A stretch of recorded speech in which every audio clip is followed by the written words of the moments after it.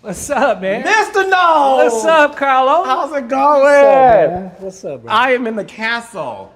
Come in. It's Come royalty in. here. Wait a minute, you brought my favorite. I bought your favorite. My Yeah. mama raised me right. She did. Don't go to no one's house empty-handed. Never. Mr. Knowles, this is a Right, beautiful shot there, home. brother. Well, you know, I gotta do, listen, it's you. I'm in the presence of a legend. Well, So I gotta thank make sure I look the part, dress the part, and, you know, come looking good. So you looking great. Okay. Where did you come from? Atlanta. Oh, okay. Yes. I was just in Atlanta. Oh, you are? Literally. Making week. some deals? Yeah. Okay. Yeah, I did. Anything Yeah, you come wanna in, share man. with me? Not yet. Look at the art of my Mr. Knowles, the artwork. Now, I have to tell you about this house. We bought this house 4 years ago. It was built in the 90s by a black man. A black man was the same man, architect and builder. In our that's whole rare. neighborhood, 65 houses, he built 2. And we're grateful and fortunate to be in one. And it has that spirit. It does, no, It has that I spirit. feel it. It has that spirit I feel that it. a black man did. This is good, got the sunroof. I mean, Mr. Knowles. Well, this is great. that's I love showing this to everybody. Oh, okay, wait. This is why I bought the house. Okay, wait, let me see. This Okay, is wait. why I bought the house, right I there. like on MTV Cribs. All right, we on MTV Cribs. All right. What you got? Oh, Lordy. No. Yo. I've never seen that before. I have never seen that before. So when we first looked at the house, Gina, who's your biggest fan, by the way, Aw, I can't wait to meet her. Gina was down here with the realtor. You know, we were looking down here. Yeah. Then he was like, "Let's go upstairs." So I just stayed right here. They got upstairs, and he said, "I don't think your husband liked this house." She was like, "No, he's trying to figure out how he's gonna buy this Because that is the because it big was way over attraction. our price range." Look at that. Oh, gosh. You can't beat that. That's Yeah. good.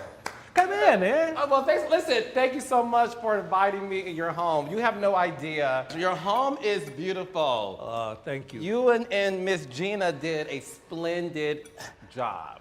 Well, we've been here 4 years now, Okay. and it was a hot mess when we moved in. Okay. But we're there now. We're there. We're happy.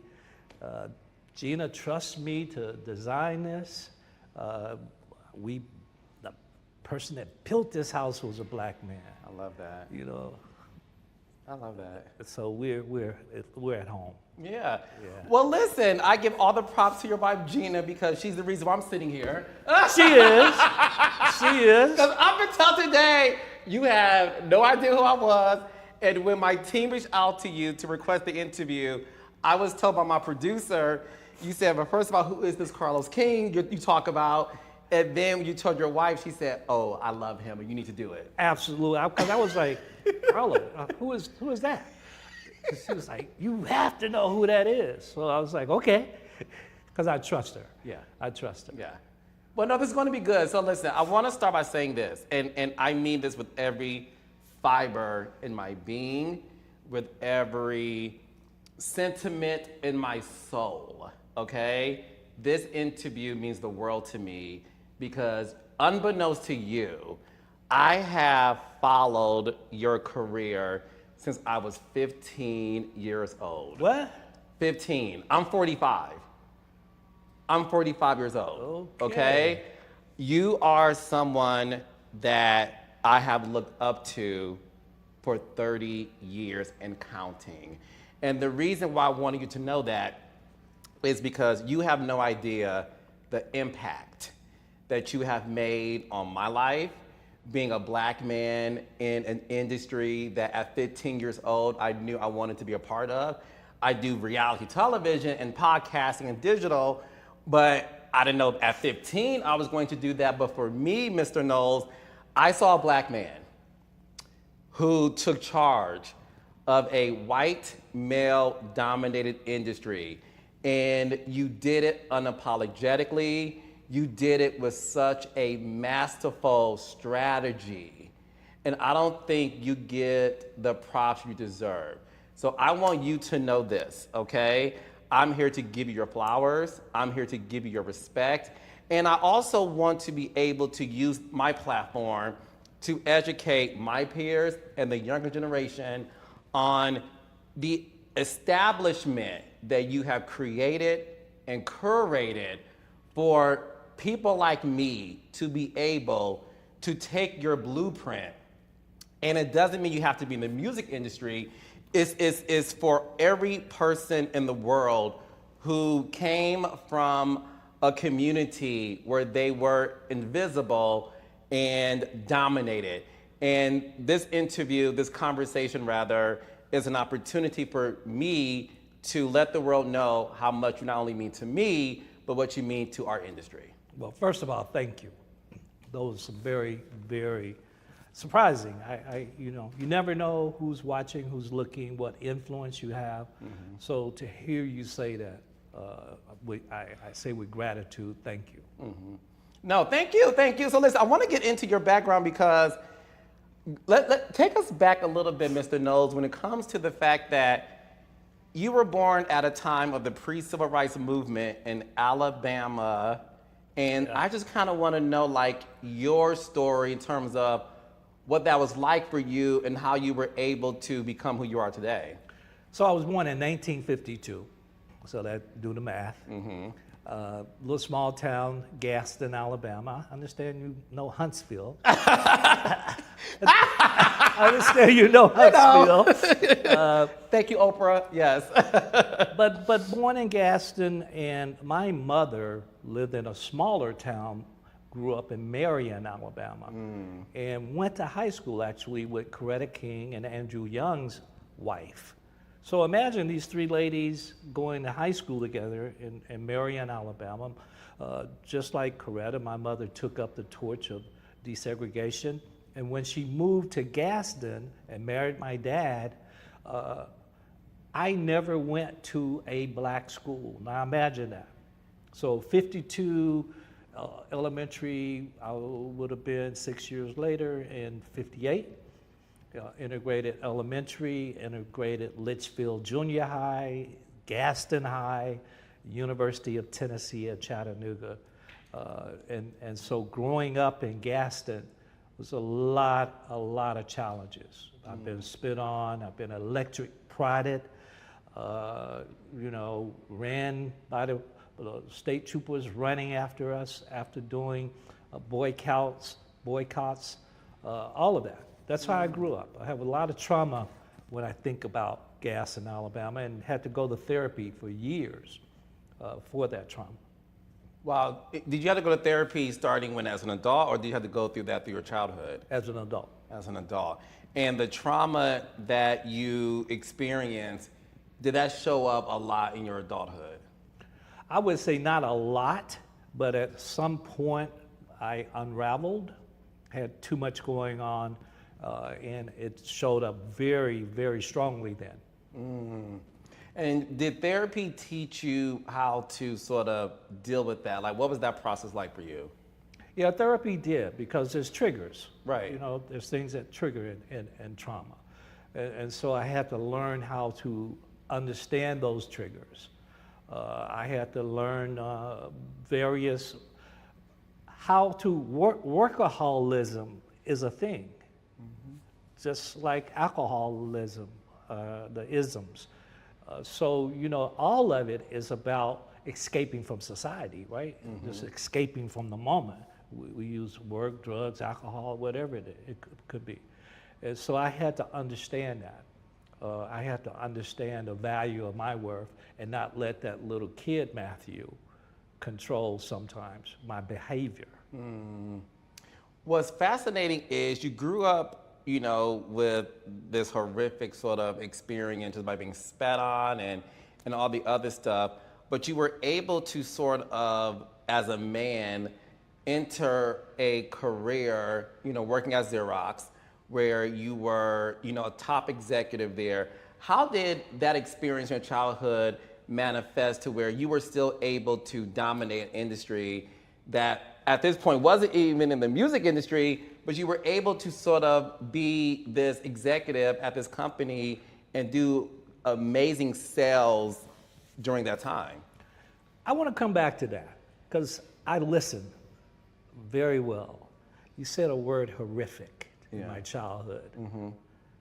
My childhood, as tough as it was, I had these amazing parents. Okay. My mom and dad were amazing black people. My mom made $3 a day as a colored maid. She convinced that white woman to give her all her hand-me-downs. And on the weekends, my mom and her two best girlfriends, and I know this because I had to, as they got older, I had to thread the needle for them. They would make these beautiful quilts, Carlos, these beautiful quilts. My dad made $30 a week as a truck driver. And he would convince those white folks that own the produce company to keep that truck 24/7. And he would tear down old houses, sell the copper, aluminum, all the wood, the metals. He would go, because in Alabama, as you know, they sometimes abandon their cars in the front yard if it didn't stop. He would go buy a car for $25 and sell every part on it. So my parents, as well as my grandparents, were entrepreneurs, and I love that. They always gave me hope. They always told me I could do anything I wanted to in life. So I just wanted to go back for a minute, rewind, and then now I'll answer your question about corporate America. You're getting a sense of me now, right? Yeah, no, I love that. I'm here for all of it. So before we even get into that, you come from a family of entrepreneurs, so was that instilled in you as a kid? Absolutely. That Sir Davis whiskey, that's my grandfather. Dave, that's your grandfather? My grandfather, Dave Hogue, Marion, Alabama, 200 acres of land. Let me tell you what my genius granddad did. He would parcel off like 50 acres to the paper mill in this little town. And they would come cut off the trees, clear the bush, and they would lease the land from him. And then he would go behind them and farm. They would pay him to clear off the land. Genius. Genius. And at the same time, there was a little creek that ran through his property that he became a moonshine distributor. I remember I was about 12 years old, and there was a knock on the door one Saturday, these three white men, and they knocked on the door and asked my grandmother, "Is Mr. Hogue here?" So it was the first time I ever heard a white man call a black man Mr. I mean, I'm so proud of my grandfather. He spent a lot of time with me. And on my dad's side, my grandmother, they lived next door to the biggest club in that part of Alabama. And after 1 o'clock, she would make these fish and chicken sandwiches and bootleg. So, you know, I had entrepreneurship spirit on both sides of the family. That's amazing. So, well, I want to stay on Sir Davis for a bit. So, when that whiskey came about, was there a conversation that was had about honoring your grandfather in that way? There was a conversation. There was a conversation. I still think, and hopefully, Beyoncé and I can go to Marion, Alabama. I haven't been there in a long time, just to experience that childhood that I had and understand better her grandfather and grandmother. When you got to corporate America, was that a industry that you wanted to get into? How did that come about? Because as a kid, I always wanted to be a businessman. Yeah. You know how when you're a kid and they'll be like, "Hey boy, what you gonna be when you grow up?" A businessman. So I had mentors. Reverend B.L. Walker, he was a minister. He was my godfather, a mentor. I had my parents as mentors. And I always wanted to be a businessman. Didn't quite, as a kid, knew exactly. I just know when Reverend Walker would go down to the store, he had a suit on. I was like, "Reverend Walker, why you wear a suit just to go to the store?" And he would tell me it was about perception. Me and Gina called it optics. It was about optics. And I just knew that's the life I wanted to live, that type of life. How did Xerox come about? Was it something you applied for, or, you know, dominating that world? What year was that? It was 1986, December 6, 86. Actually, it was December 6, 76. Yeah, because I just graduated from Fisk. And I had never been to Houston. And me and some of my frat brothers, Omega Psi Phi, had been there the month before for the football game with Texas Southern. And I decided this is where I want to live. So without a job, I was working with the Bell system in Houston, and then you couldn't transfer. So without a job, I came to Houston. And I worked with Pitney Bowes for a couple of months. And me and some of my friends, and we were just, it used to be happy hour Friday night was a big deal in corporate America. And so maybe about 10 guys, we were at a bar just hanging out, a happy hour. And this little short white boy comes up to me and says, "Can I speak with you for a second?" And I'm like, "What?" "I've been listening to you guys. I've been sitting here listening for about an hour, and I love hearing your leadership. You're exactly what we want at Xerox." And I was like, "Yeah, right, okay, yeah." And then he showed me his card. He said, "Human Resources." He said, "Can you meet me, this is a Friday, can you meet me at 8 o'clock at my office?" I was like, "Of course, that's how I got my job." You never know who's looking, never know who's listening. And this goes back to the optics thing, because you were just being yourself and somebody overheard you speaking and then offered you. Would you consider that to be the job of a lifetime at that time in 1976? You could get no better than IBM and Xerox. There was no better. And Xerox was ranked by Forbes repeatedly as the best corporation for blacks in America to live, to work. Let me repeat that. Xerox was ranked by Forbes repeatedly to be the best place for blacks in corporate America to work.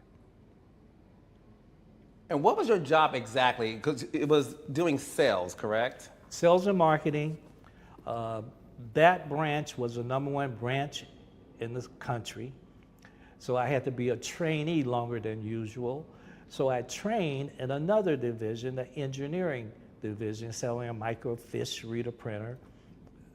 Did very well as a trainee. Then I got a territory selling copiers. Was the top sales quarterly. And then one evening I'm at the office late and I hear a ticker tape machine. Imagine that takes you back, right? And it's just going off in the office, and I go and I read and it says grade 11.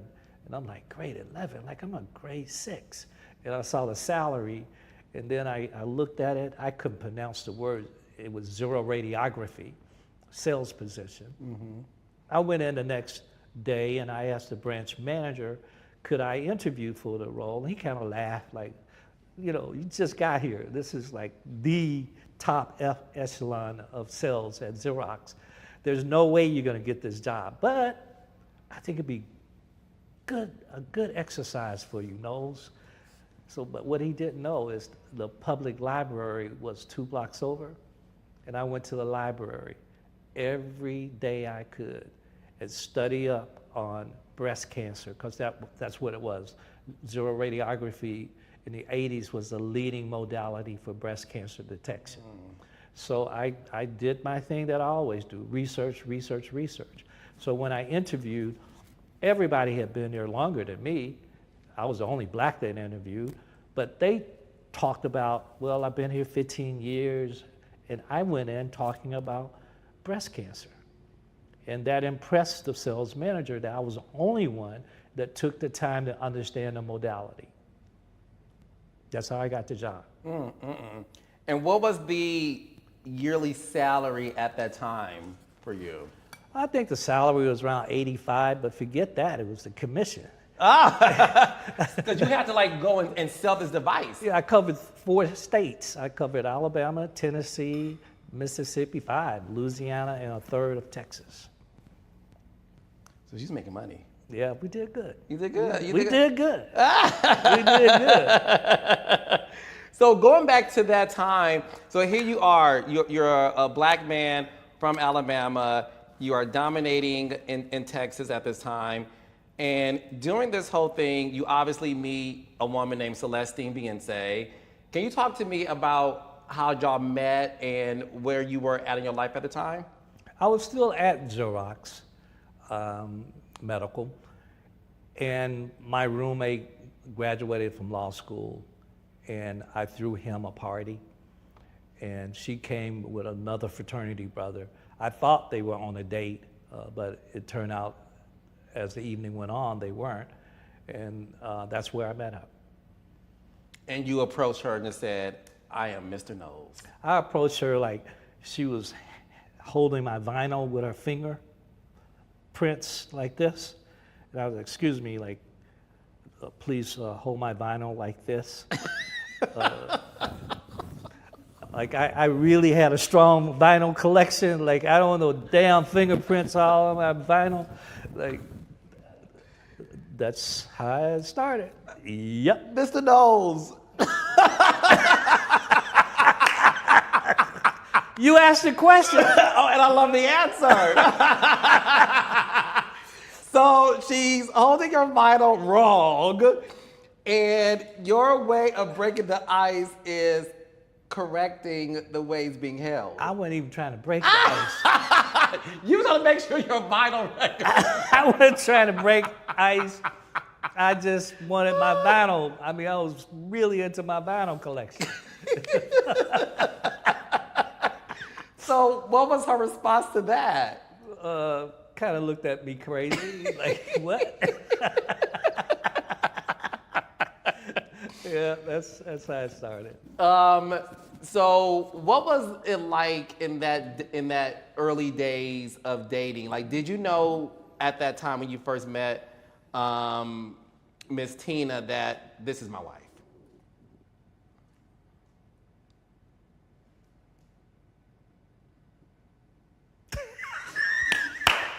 I was trying to see how long can I make her laugh.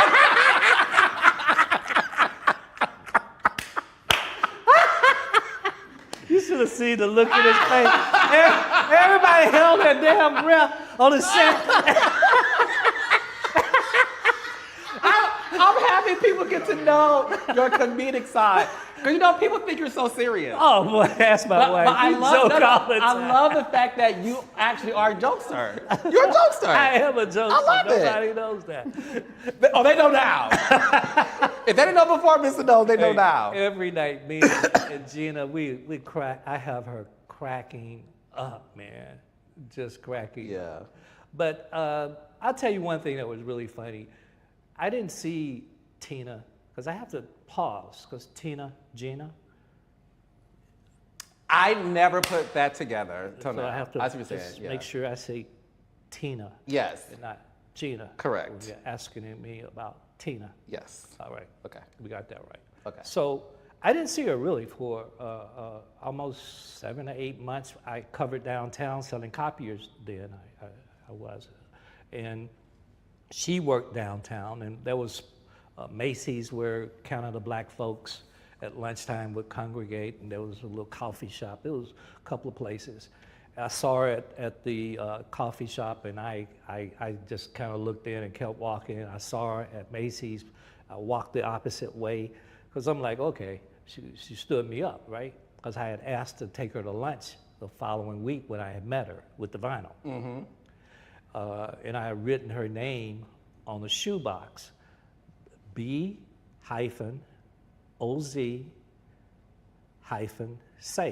S-A-Y, B-ounce say.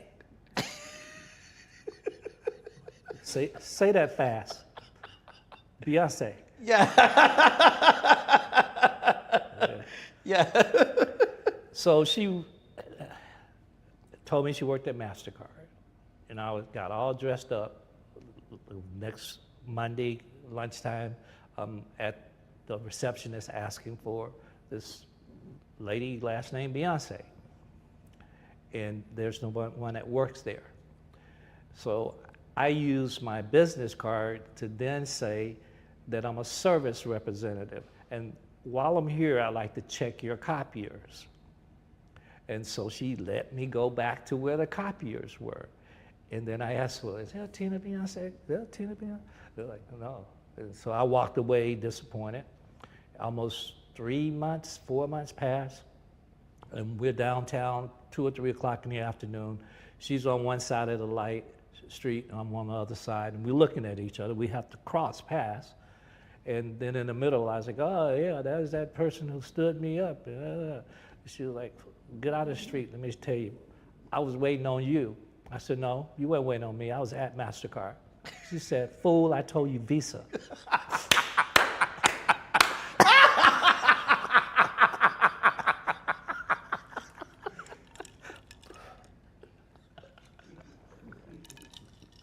Yeah.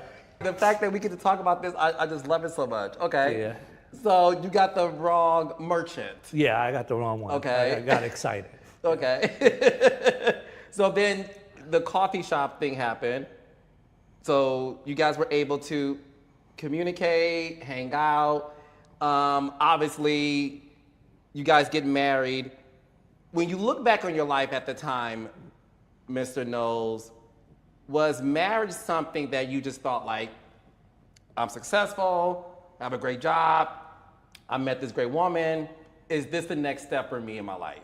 So at 15, you were thinking this? When you follow me, this is what you were thinking? You were thinking about my marriage and if I was happy and shit?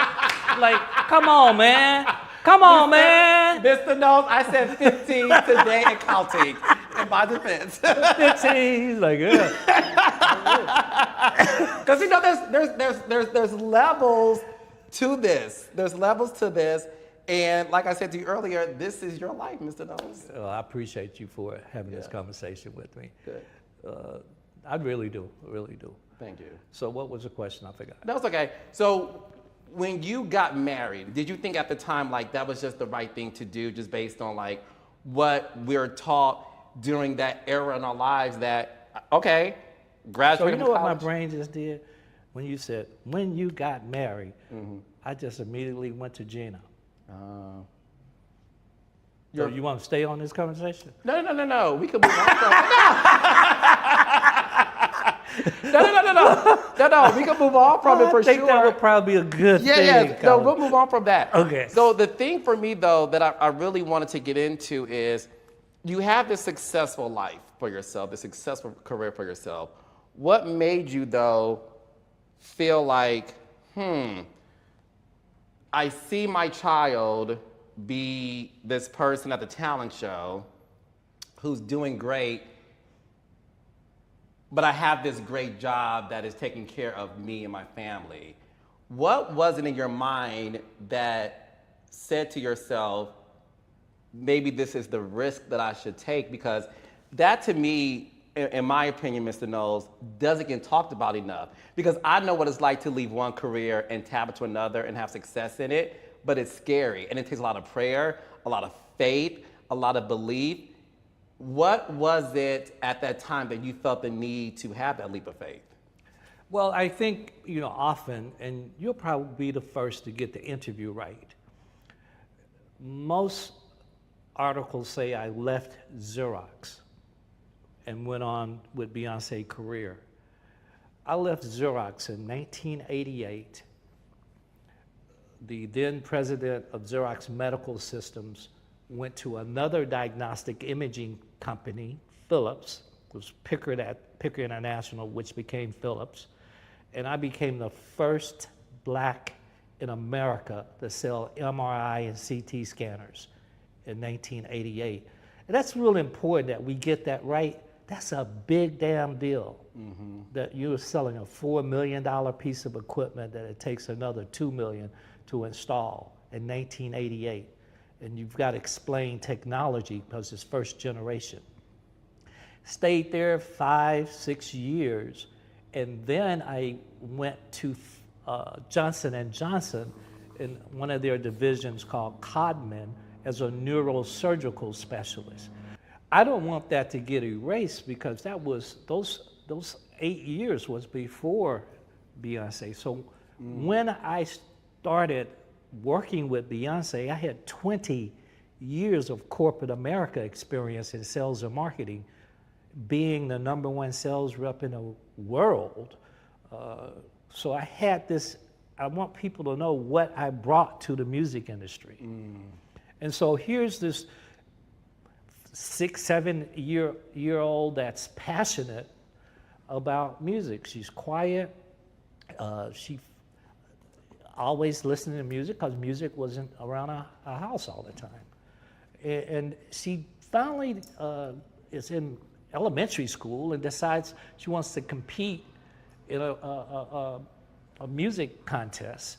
And we say yes, and it's middle school kids. So we're saying she's gonna lose, but let's make sure she doesn't, fall hard, that we hold her while she fall. But she didn't. And she got there and sitting there for the event and said, "Hey, Mom, Dad, I'm getting bored. When am I going to go up and sing so I can get my trophy and my $100?" And we were like, "How do you know you're going to win?" And I was like, they're older. You might not win this first time. She said, "Oh, no, I'm going to win." And when she got on that stage, one of her albums is named Sasha Fierce. This is why, this story I'm telling you, because when she stepped on that stage, at 8, 9 years old, she became Sasha Fierce. Something happened once she got on that stage. And that's when I knew, and my former wife knew, that something special was here, that she really was passionate. And then the role of a parent, my belief is not to say, "I want you to be this when you grow up." I teach a lot of those. I teach a lot of students who parents told them they wanted to be this, a doctor, attorney, but that wasn't what they wanted to do. So we were never that way. I was never that way. But we supported her then. You surround your child with the tools. So she got in dance troupe, excelled in that, got her vocal lessons, was really passionate about that. Then one day, just out of nowhere, we owned a major hair salon in Houston. These ladies came and said, that was when these young groups were coming, Usher, ABC, all those little young kids were doing it, that they wanted to form a young girl group, and they wanted Beyoncé to be the lead of it, the lead singer of it. And that's how it all came about. And was this something that, because I want to get this part of the story right, there were 2 managers at the time, from my understanding. You're being one of them, and I believe Miss Ann Tillman. Is that correct? Not at this time. Not at this. So that was later. So when the sort of development of the group happened, was that solely your vision? It was another step, and that step was they were young. I call them girls. The girls, they were called Girls Time, actually. Yes. Girls Time. We producer from Sausalito, California, Arnie Frager. He had this amazing top recording studio, record plant, Prince, Diana Ross, you name it. That's where everybody would go. And he signed Girls Time to a production deal. Again, they were like 10, 11 years old, and he got them on Star Search. And as a dad, I went because they thought they were going to win for a month, and they got an extra hotel room just for the wardrobe. And my job was just to help with the wardrobe. But then they go and compete against a 40-year-old rock band and lose. And I had shared with the managers that I thought it was the wrong song because it had rap in it. I was like, these 50-year-old white men that are judging, they've never heard rap. I've researched and watched previous shows. I don't think this is a good idea. I think you should do this beautiful ballad. And Beyonce wasn't even leading the song. It wasn't about that. It was about winning. I said, I think you should do this beautiful ballad. They, no, we know what we're doing. And they lost. And I asked Ed McMahon, what do a dad do? These kids are crying. I don't know. What do I do? Because all I used to do was drop Beyonce off, go play basketball, pick her up. And he said, for some reason, the folks that consistently win on Star Search go nowhere. It's the one that lose. And you know the names he started saying? Boyz II Men, Alanis Morissette, Britney Spears, Justin Timberlake. I can go on and on and on. These people lost on Star Search. And he said, for some reason, It's a defining moment. They go back and they change. They change the organization, they change members. He said, boys and men, they changed the member. That's not the same group that was here. And they rededicate. And that's when I decided, why don't I transition? It's been 20 years, that was my goal. Why don't I transition to the music industry? I went back to school because I believe knowledge is power, and I went to every seminar that I could and began to build relationships. And by the way, my first artist that I got signed, MCA Records, was the #1 urban record label. Everybody from Mary J. Blige to Puffy to you name it was there. A rapper in Houston, Lil O, is the first artist I ever got signed, not Destiny's Child. Oh, see? Y'all got it all wrong. Yeah, well, we're here to get it right. Yeah. I know that's right. There's this group called UGK. That's the first tour I ever did with Lil O and UGK. We went to all the clubs. It was a fight every night.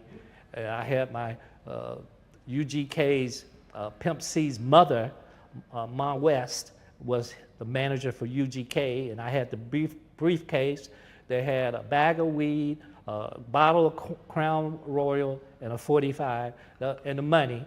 That was my job, to carry that briefcase, and I had a damn suit on. Everybody looking at me like I'm crazy. And then after about 10 of those, I was like, I can't do this no more. So y'all got it all wrong. The whole how I got in it, y'all got it all wrong. And you finally got it right. Well, that's why I'm here, because I do my research like you do. So I'm glad we cleared that up. When you made a decision to focus on the music industry and do your research, did you officially quit your full-time job at the time, or were you still balancing both? No, I officially quit my full-time job. I transitioned. I didn't quit. I always say you don't quit, you transition. So I transitioned out slowly as I'm going to school, but we had $1 million business I was also co-running, Headliner's Hair Salon. Yes. Do you remember how much money you had in your bank account to make such a risk? Like, was like no fear of like, I got the mortgage payments, I got the property taxes, I got these kids in private school. You know, you have this, you lived in a nice big house. You live in a suburban area. You live in a gated community. So the sacrifice that you made for a dream, Mr. Knowles, that at that time obviously wasn't happening, but you saw something, because I do believe that God gives every one of us a vision that no one else can see, and that's fine, but only you can see it.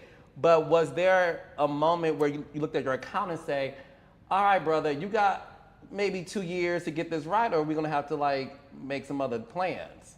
Well, you said 2 traits in my book, The DNA of Achievers, 10 traits of highly successful professional. You just said 2 of them: risk-taking and being a visionary.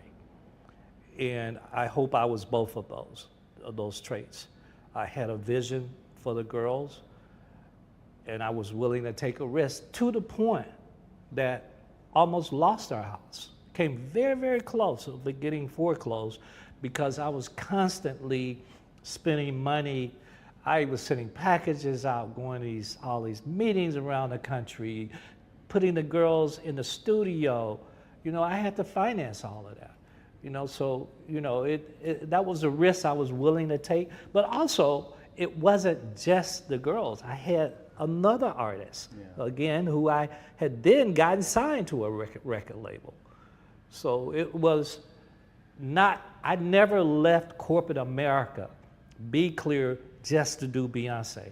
I left corporate America to start a music company, Music World Entertainment, which ended up being management as well as record label. That was always the goal. I'm not gonna be doing a one-off. You obviously don't know me if you think I'm just gonna do a one-off kind of thing. And I hope we talk about Music World in this conversation. Oh, absolutely, because I do want to get into the fact of the company and how much you sold it for, you still part of it, and all those things. So that's definitely something I want to highlight too in this conversation, because to me, what I want to, of course, highlight is the intentions behind these risks, because I do feel like nowadays everybody wants the success, but a lot of people don't want to take the sacrifices that it takes to get there. And I think that you are the prime example of somebody who did it right. And there's so many gems and lessons in your story that I want to talk about, because I know that a lot of people will be inspired by that. So one of the things I do want to get into is the fact that you have this vision, right? And obviously it worked. And we're going to get into all of the accolades that you have amassed for yourself. But the one thing I've always wanted to ask you, because to me, this is so specific, right? In terms of how you were able to have this vision for this group. What made you say, I'm going to put you girls in high heels and jog and do this sprint exercise? Because did you know at the time that I see longevity and I see you young women being these superstars that will become the biggest girl group of all time? That's a number of questions, and I'm going to answer them. Again, I'm a research guy. I love to research. And I believe how you practice is how you play, because I'm an athlete. I was a high school basketball star, played college basketball. How you practice is how you play. So I wanted to make sure that when Destiny's Child practiced, they didn't know the lights might go off, the sound might drop, even down to the point that a heel might break. So I wanted them to practice because this is how they were going to have to play. And when they were jogging and singing, that was for conditioning. And all of those things become important. And so our artist development has become, worldwide acclaim. A lot of artists have gone through our artist development camp, all the way down to media, how you answer conversations. Mm-hmm. So we were that thorough in our approach to the industry. Do you feel like when you enter the music industry, were you prepared for a lot of the racism that exists? I'm thinking now, let's do a deal and we make this a documentary, and I can give you like 10 more names and we interview it. No bullshit. Like, this is feeling real documentary, and I'm good with that. But me and you're gonna have to own it. Yeah.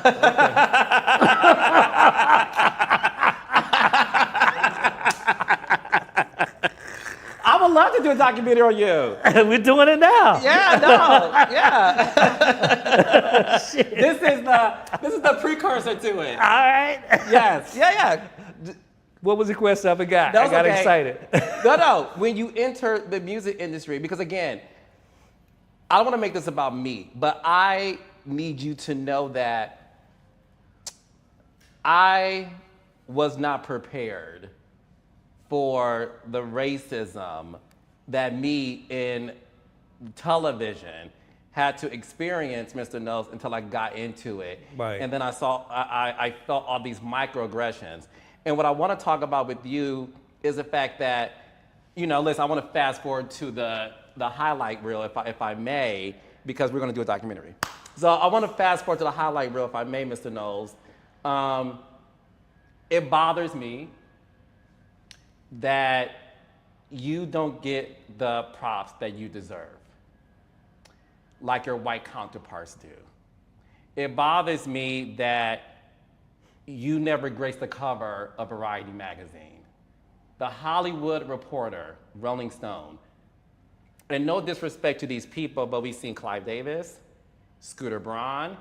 We saw Clive Davis because obviously he had Whitney Houston and all these amazing artists under his tutelage. We saw Scooter Braun because, listen, he had Justin Bieber, Ariana Grande.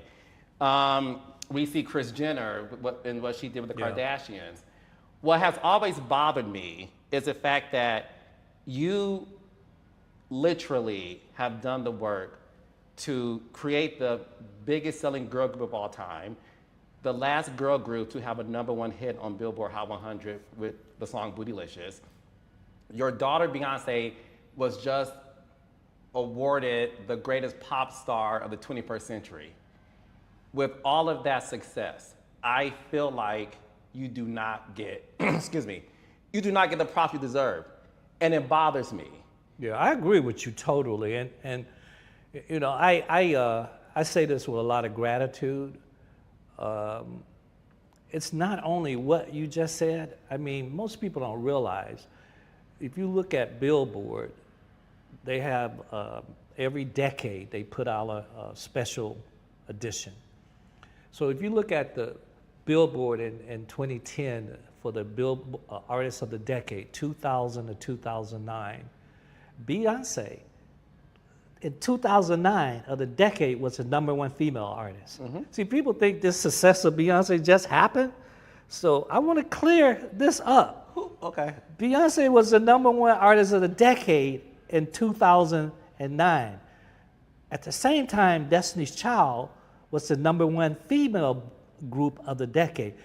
Why is this important? Billboard is probably the only way that you get accurate information. This ain't hype, this ain't social media. These are real sales numbers. So I look at that as extreme credibility. In that same edition, Destiny's Child was #8 overall, Beyonce was #7 overall, and Jay-Z, who I didn't even know, was #9 of the decade from 2000 to 2009. What people don't know is, along with the help of BET Sunday Best, when I came up with this idea of Destiny's Child, each having their own solo projects, because of Michelle, I started Music World Gospel. And we partner with BET Sunday Best. Most people don't know that. Leandra Johnson, #1 artist, female artist gospel. We built at Little Small Music World, the #1 gospel label in the world. With Trinity 357. With Trinity 57, Juanita Bynum, Brian Courtney Wilson. I can go on and on and on. And at the same time, I sell Music World to a company in London, Sanctuary, and we partner to form a record label. I'm the president of a whole division of 75 employees. Who's on that label? Earth, Wind & Fire, last album with Maurice. OJ's, we did 2 albums. De La Soul, Sunshine Anderson. I could go on and on the record label side.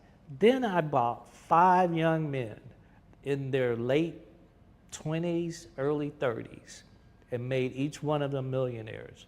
And they deserved it because they had some of the top black artists in the world. We'll start with Mary J. Blige. I bought Kendu Isaacs. He wasn't her husband at the time. He was her producer and manager. There's a young man out in LA, Troy Carter, and his business partner, his dad is top basketball player. How could I forget his name? Dr. J. Dr. J, Julius Erving. Yes, yes, he works with Nelly. No, you're close. No? They work with Floetry, Eve, and then towards the end of the career, Lady Gaga. Yes. And I remember many hours talking to Troy as he was going on his first tour, and he didn't understand touring and explaining it to him. And then there was a young man out of St. Louis that managed Nelly. Mm-hmm. And then Demet Guidry out of Atlanta managed Mary Mary and was my GM. There was a reason why Nelly and Kelly did a song together. There's a reason why Lady Gaga and Beyonce did Telephone together. But people don't know this. People don't know how it works. People really don't know, and they shouldn't, because this music industry is very complex. And all of that was just a strategy in terms of how you saw things. So the fact that people don't know that, is that your way of explaining why they don't give you the covers? Do you think it's because they don't know that? Or to be candid, do you think because at the end of the day, you were a black man who taught himself the music industry, and you came into an industry, Mr. Knowles, and disrupted it in a way that you felt like, I am going to do this to protect not only my legacy, but any artist that I have on my label? I think it was more because of disruption I did. I truly do, and I can't forget ever to leave Solange out of that whole equation, because I managed and she was on the record label. But it was because of the disruption. I think in the early beginnings, I played that role of being behind the scenes, but I think historically now people, and to be clear, the names you just named, those magazines and the industry as a whole, it's disruption. And you started it out, if I was a white Mathew Knowles, everyone would know that. Everyone would know that. What we've accomplished and what I've accomplished in the music industry would be noted. Does it bother you? Yeah, it does, because it's his story, not history. And it's time that we don't allow his story. And it's a time young people that get on social media and chatter, at least get facts. Chatter after you get factual data, and then whatever your perspective is, I can live with that. But don't be an idiot and chatter and you don't know what the hell you're talking about. I agree with that. And it's honestly the main reason why I wanted to sit down with you is because I need this young generation to understand that who they enjoy now has a direct correlation with what you built. Because it's not microwave success. And that's what our young generation has to understand. If you look at all those before and after in any area, I'm not just talking music, I'm talking sports, I'm talking corporate. These people put in the work. They put in the work.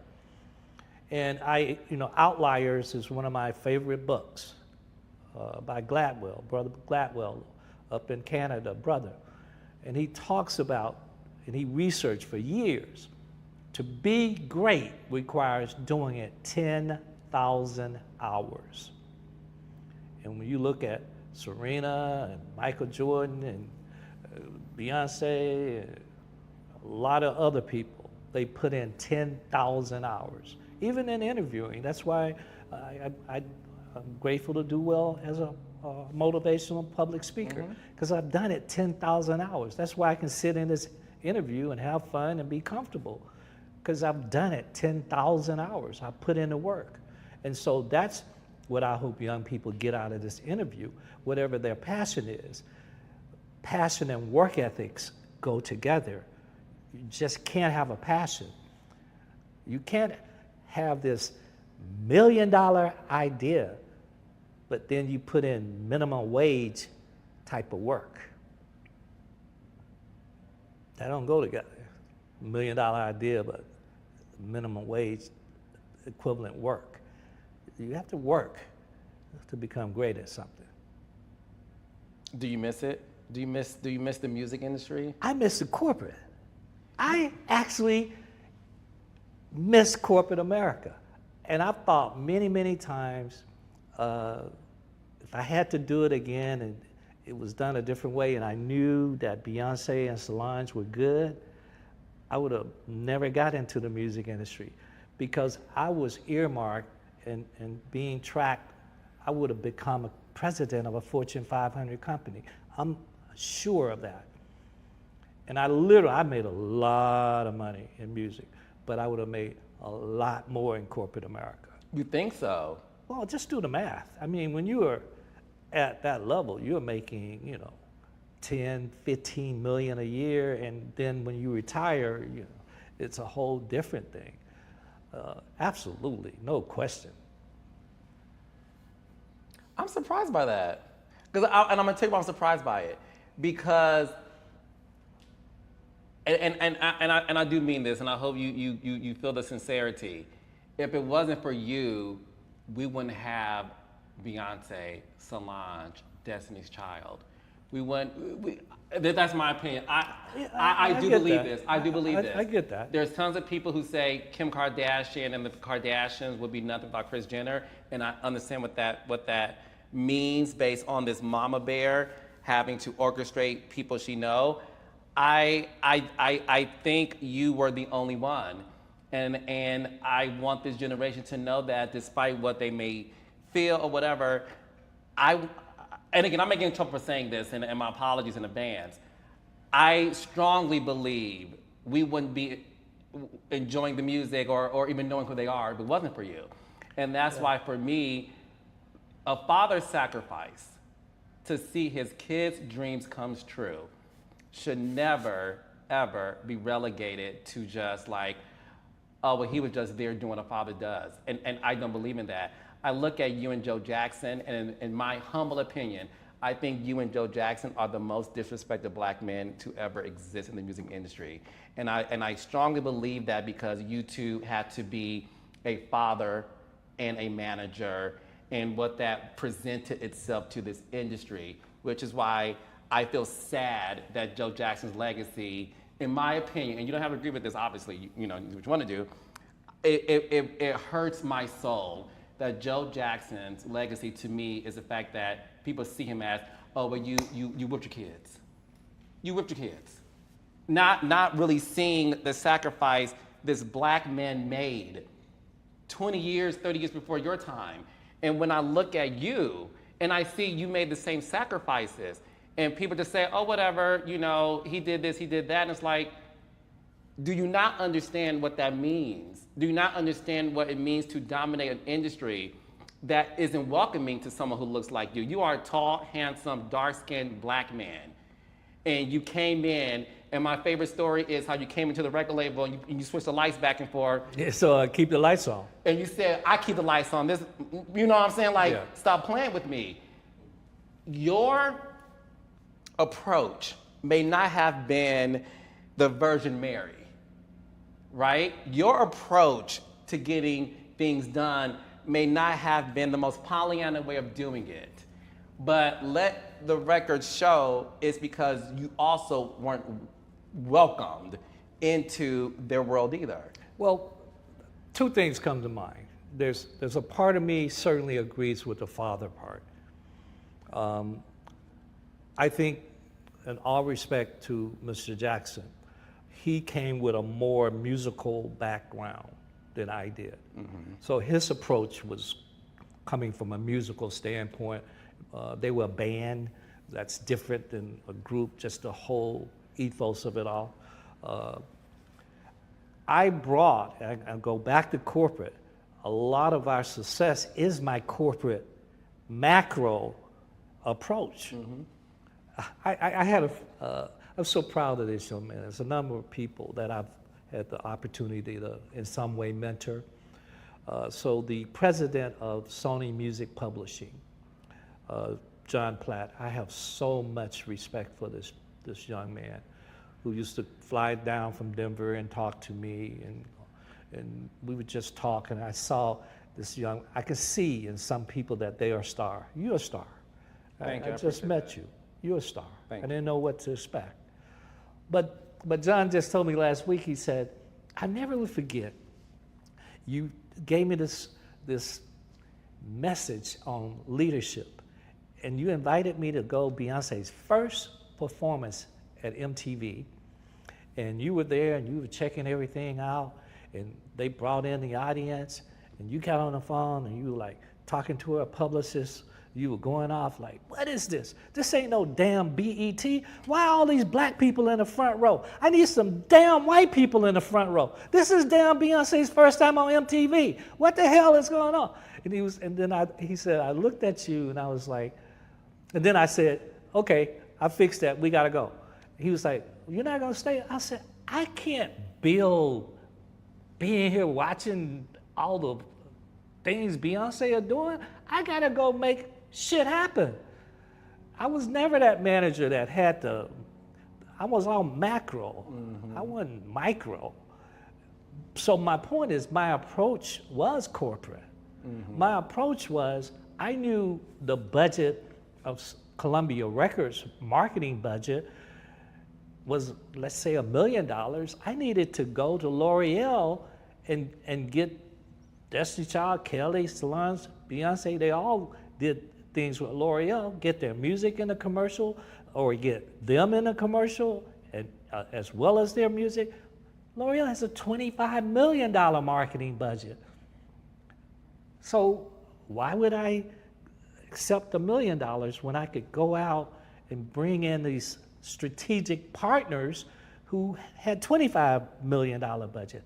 That's what's the secret sauce, along with the talent and the passion of the ladies, along with having great songs, along with, and I'm having this next week, I'm planning right now, I have my first master class at Prairie View. The strategy for Destiny's Child, if you think about imaging in 1997, it was TLC, hat to the back, baggy boots, SWV, same thing, Escape, same thing, and bam, here comes Glamour and Glitz by this little young group. Nobody's understood Bills, Bills, Bills, Say My Name, Bootylicious, Girls, Girls, Girls, Independent Woman. Female empowerment. Everything was about female empowerment. And that's what branding is. What differentiates you in understanding brand development. That's what we did at the industry. They were selling records. I was building brands. Different approach. No, that's empowering. It's empowering because when you look at that era, it was all about that. And it's funny, Mr. Knowles, I was reading this article recently about the makings of Independent Woman and how Columbia Records, her part 2, then they hired this production. And obviously the beauty of you is you understood immediately the power of publishing and what that meant. And really, you know, making sure that those girls understood publishing and writing your own music. And one of my favorite stories from LaToya Luckett is when she talked about, you know, they had a day off and they were teenage girls and they were playing, and she told this to Tank. And she said, she was like, "Where's Beyonce?" And they're like, "Oh, Beyonce's in the car." And she goes to the car and your daughter is she says, "Hot outside." She's in her car and she's writing music. And she sacrificed playing to write music. And that to me, I always thought about in terms of like, I just feel like your DNA is so much into that. So my question to you is, do you feel like you have sacrificed your life to make other people's dreams come true? Absolutely. I think a lot of us have sacrificed, black men and women. Again, now you know my background growing up and those experiences that I had growing up. I've seen a lot of people sacrifice. I see my parents sacrifice. I see my daughters sacrifice for their kids now. So I think as leaders, the key word is leadership. If you're gonna be a leader, that's part of it. Part of being a leader is letting that water just fall off of you. Part of being a leader is being ethical. Leadership is a strong thing, and every team needs a coach. So I absolutely, that leadership role, I accepted that. I accept it now. What do you feel like is the one thing that the public got it wrong about you? How much I love Gina Avery Knowles. No,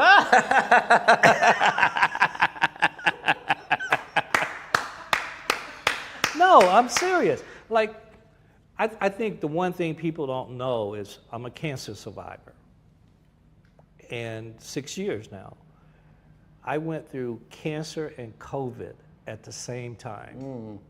And actually, that's when we bought this house, actually. And Gina and I are now married 12 years, so that was halfway in. In the first half, it's like any new marriage, there's some ups and downs, some tough sides. But COVID in cancer, our lives have been so amazing, and I'm so grateful for that. I'm so grateful that I have this wonderful woman that encourages me, and we laugh and smile, and it's 100% authentic. There's no bullshit. That's what most people don't know, is how happy I am. That's what they don't know. And do you feel like your wife, Gina, provides you with this peace and happiness that you're now able to, at this time in your life, you're still working and you're still, motivational speaking, you're in London, teaching, and you're doing all these things, but is it nice that you have Gina, that you get to sit back and look at this view and have someone to enjoy all this with? Absolutely. I mean, it means the world to me. I would be quite lonely without it. We travel and around each other probably 97%. I think sometimes she want me, I think she like, give me a little space, bro. Give me a little space.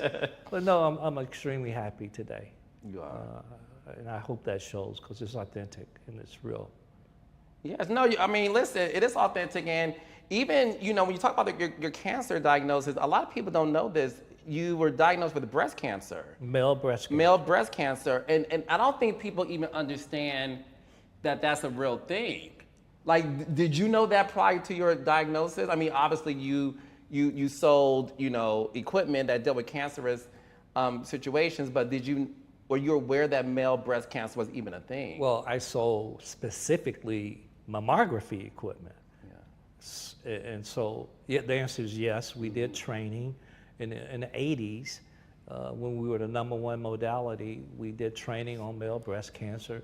22,000 men a year worldwide are diagnosed with male breast cancer. But the more important thing is, through that experience, and I got a genetic test. There's something called BRCA2 mutated. Half of the world, almost, experts say are mutated. That's why we have so much disease. People are walking around with mutations with their genes from their parents and grandparents. Mine is called BRCA2, and for men, that means a higher risk for prostate cancer. My grandfather died of prostate. 3 of my dad's brothers died of prostate. His only living brother, 93, had prostate cancer, overcame it. Breast cancer is, I've done research. My grandmother on my mother's side, sister died of breast cancer. My mother's only sister died of breast cancer. 2 of her 3 daughters died of breast cancer. So I've learned about early detection for both prostate. 1 in 8 men in their lifetime will be diagnosed with prostate cancer. Let me say that again, 1 in 8, 75% greater risk for black men. 1 in 8 women will be diagnosed with breast cancer in their lifetime. Higher risk for black women.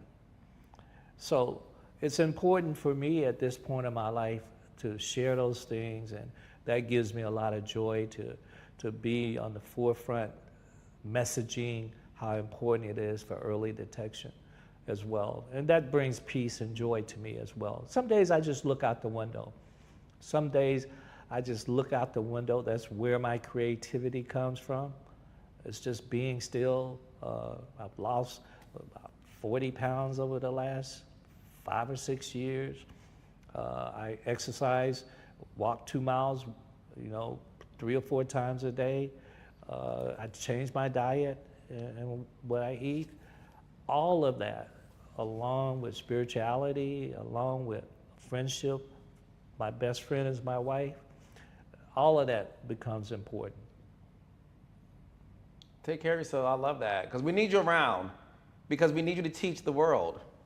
Well, I don't plan on going nowhere. Yeah, no, I don't think you're going nowhere either. Yeah. I got Gina's number. Yeah. And I'm going to make sure I get a picture of everything you eat. Yeah. So before, we got some things to do. So before I wrap this up, I do want to ask you this.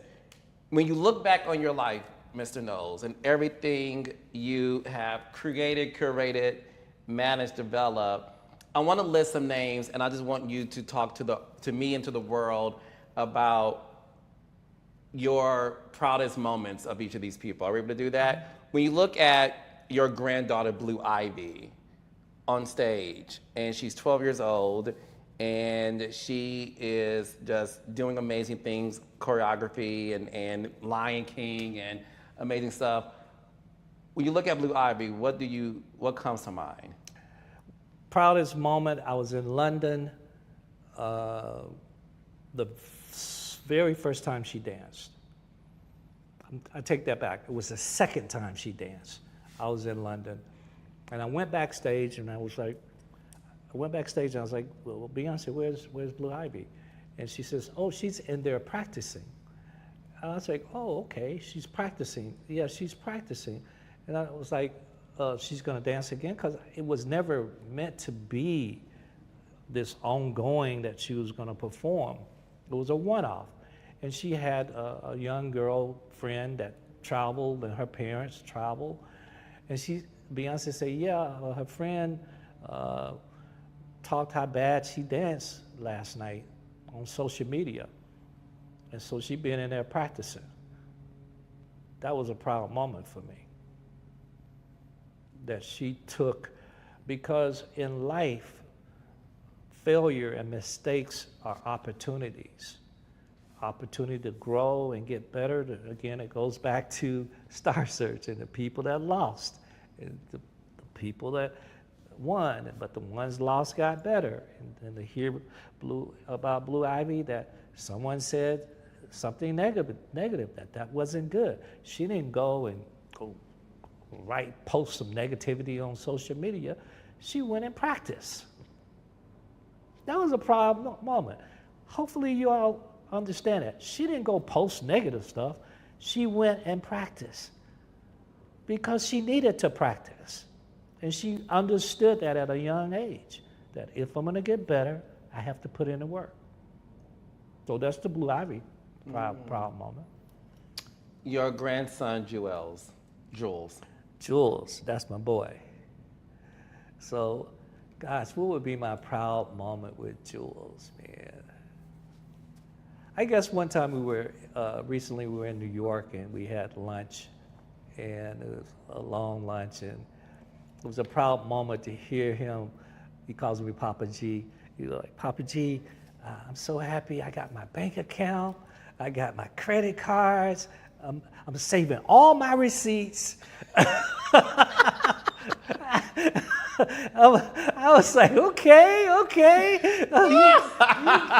got it. Yeah, I was proud of him to see he was going into a businessman. Mm-hmm. So that was a proud moment for him. Your twin grandchildren, Rumi and Sir. They're young. Yeah. So, their proud moment has yet to come, okay. But just to watch them grow up. Yeah. Michelle Williams. Michelle is the connector of why Destiny's Child stayed. Because Michelle has never been negative. Michelle has always been, let's do this. Is that what you guys want of me? Let's do it. She has been a connector. She's never had one negative comment or action as long as I've known her. Not one.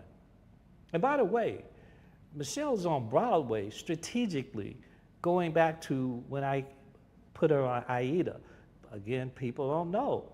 These aren't happenstance stuff.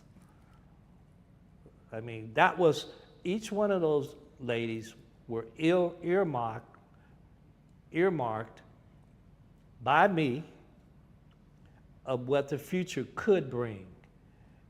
Michelle was gospel. Mm-hmm. She's had 4 #1 gospel, and it was then Broadway with Aida. Then she went on Color Purple. These things weren't happenstance. You had the vision. Yes. Because Heard a Word is my jam. I love that song too. I love that song. Heard a Word is my favorite one. That's my favorite one. Yeah. I like Say Yes. I like, She has this one called I love the musicality. 15 minutes. That's another. That's a really good one, 15 minutes. But Heard a Word does something to me. Yeah, I love that song Leandra did that I got to co-write Jesus. Mm-hmm. Yeah. Yeah, yeah. No, that was a good one. Kelly Rowland. Kelly is so proud to see what she's doing in TV. But Kelly still has this huge following. Kelly kind of didn't follow the plan 100% because Kelly earmarked to be the it girl for international, for in Europe, Australia. The good thing is she got off script, but when it comes down to TV, she's getting a lot of work in London and Australia. Yes. And I had wanted Kelly to be pop and international, but some people got in her ear and convinced her different.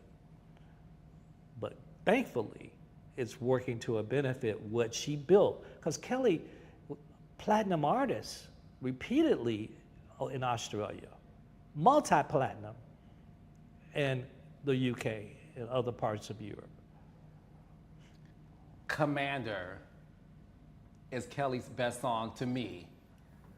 David Guetta, like that whole international play you did, Mr. Knowles, it will be studied, but I just want you to know, Commander is like. And David's done an exceptional job. He's been with her, and they're great friends. Yeah. I'm very proud of Kelly. Yeah, yeah. We saw you recently reunite with LaToya and Latavia at the backstage at your daughter's concert. What was that moment like for you? You guys have no clue. We had already had dinner months before the whole thing. So, Jedi mind trick.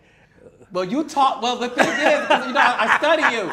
You taught your class at Texas Southern. You taught your artist that. Jedi mind trick. And it's funny because you may not know this. That's your favorite word when it comes to the gotcha. You're like, I got y'all. Y'all didn't even see this coming. Yeah. Okay, so the Jedi mind trick. So before that moment that we saw, you already had dinner months ago. Yeah. Okay. Yeah. And what was all that like for you, Mr. Knowles? We're gonna keep that private. Okay, we'll keep that private for Yeah. sure. When it comes to your daughter, before I get to the proudest moment, I do want to ask you this because I was an intern at The View. This is back in 2003. Crazy in Love just came out. And your daughter was performing Crazy in Love. See, if I was a white man and did all I've done, Uh-huh. all the times that my publicist has tried to get me on The View, if I was a white man on The View, Whoopi, y'all would have me on there.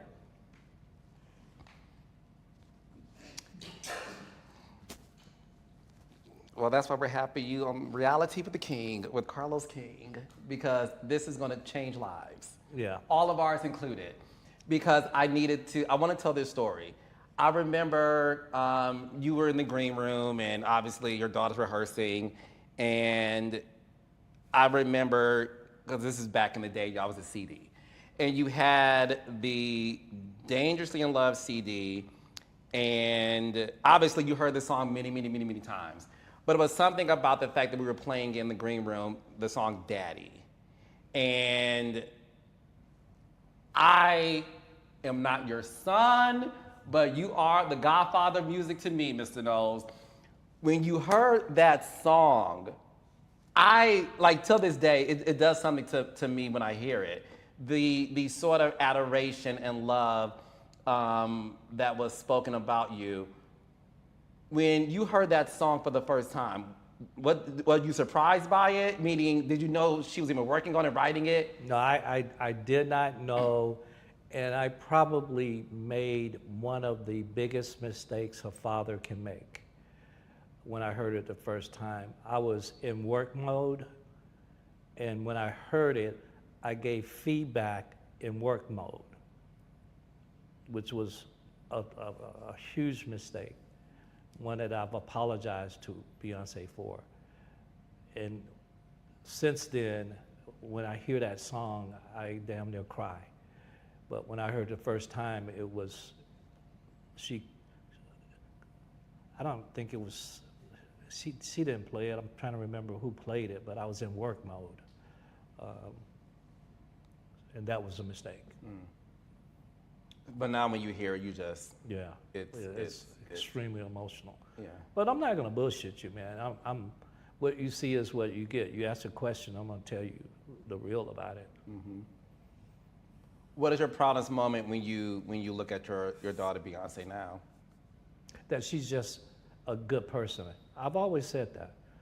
She's just genuinely a good person. If she never made music, was in the industry, she's just a person that has so much goodness inside of her that would be as respectful to the gardener as she would to, I don't know, the king.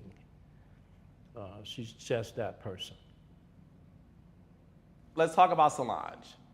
Yeah, I'm very proud that, God, Solange is just so creative, and such an artist and amazing songwriter. But, you know, I'm proud of Solange for two things.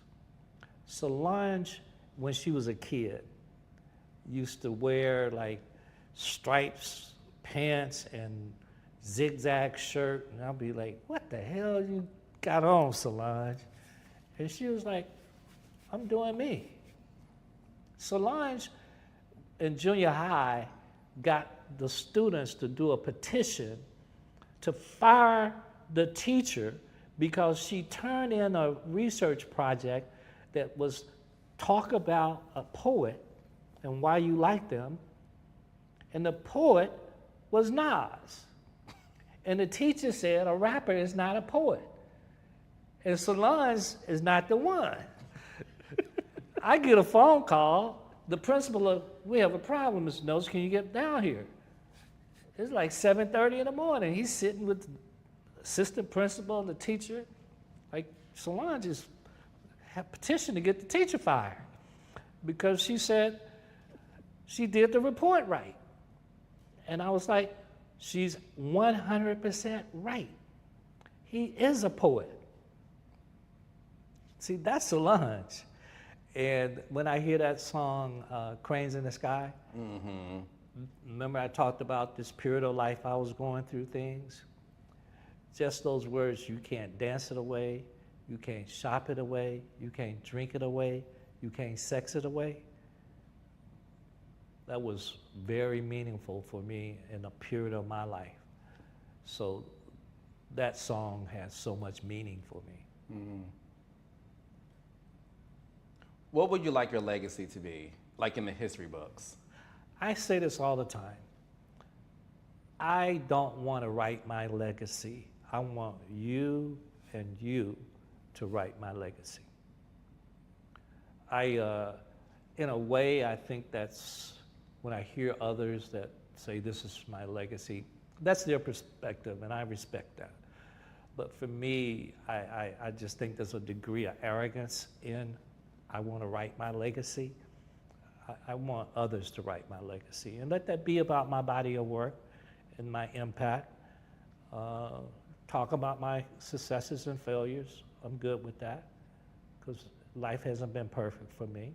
And I've learned a lot along the way. It's, you know, I remember my first book tour, and I was going in this hotel and I had all these boxes of books, and the bellman was pushing the cart, and I was like, young man, when am I getting to my room? Because the hallway was long, and then we turned and long, and I never forget, he says, Dr. Knowles, it's not about the destination, it's about the journey. That's what I want my legacy to be about. Not my destination, but my journey. Can I tell you what I would like it to be? Your perspective. I think you are the greatest music manager to ever exist in the business. Thank you for that. And I do mean that. I do mean that because you have talked about your successes, but you also have mentioned your failures. And I think it takes a great man, a great person, if you will, to acknowledge both.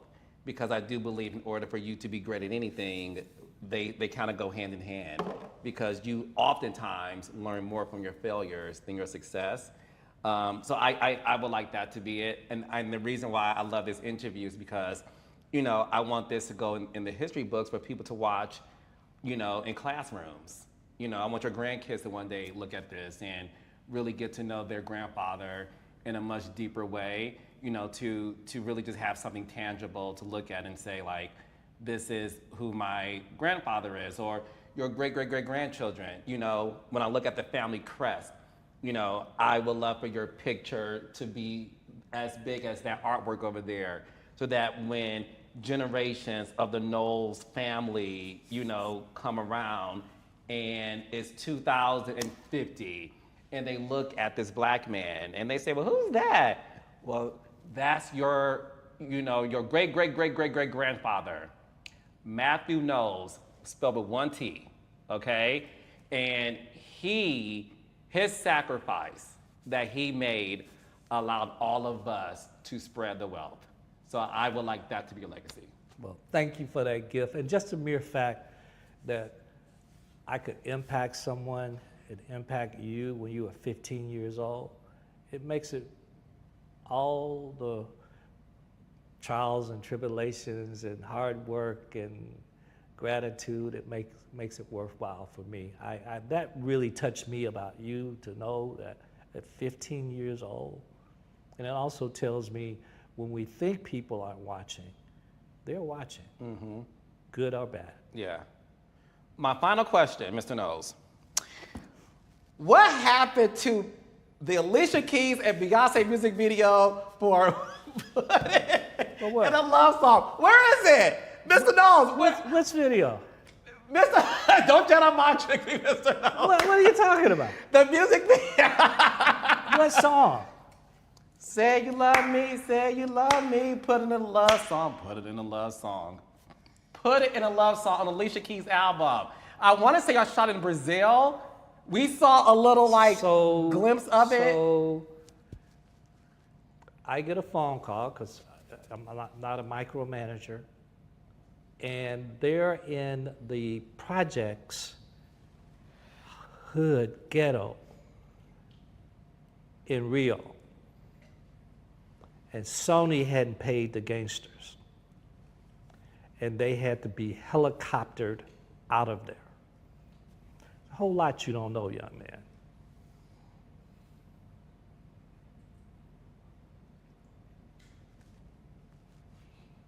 Yeah. It's a lot that people don't know.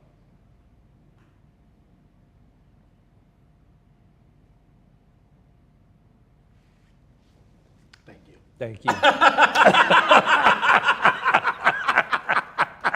At least listen, we got the song, and I'm glad that everyone is saying. No, that's really what happened.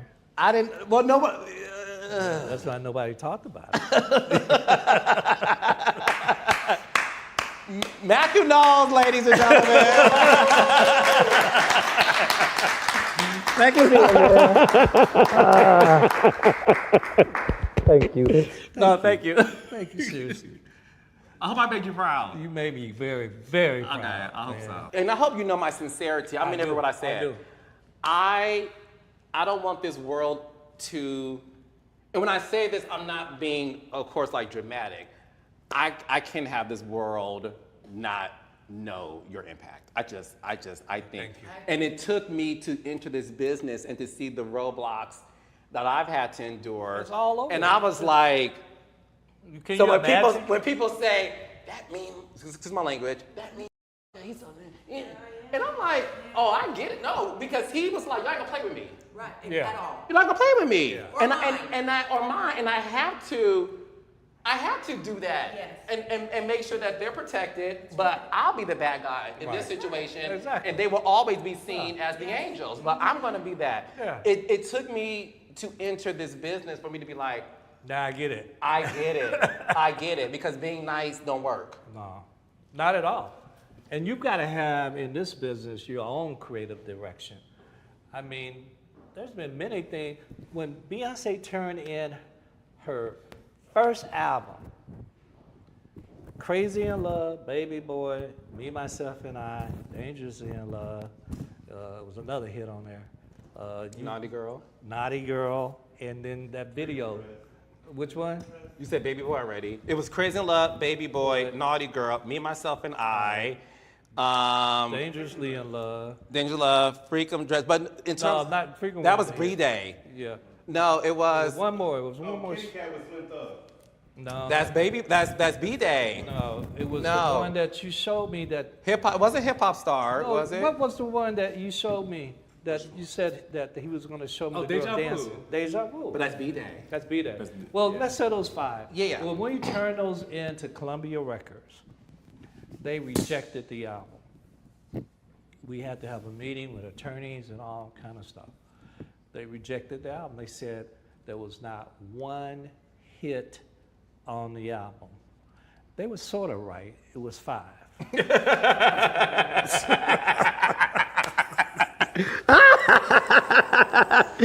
I love it. I love it so much. No, But you listen. have to have your own direction. I mean, they didn't know. These white boys didn't know.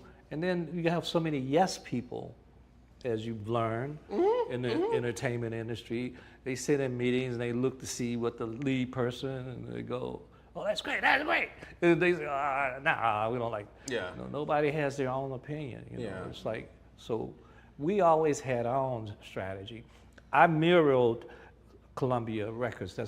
I had the record. That's how I came with out of management to records, because we had every department we had, and we kind of shared in responsibility. But anybody and everybody will tell you at those meetings at Columbia Records, I was at the head of the table. Listen, you are the best interview I've done because I've never had anyone guide me. I did. I never, in my years of being a journalist, I never had the subject tell me, this is the direction we're going, without having to say it. I said, let's rewind.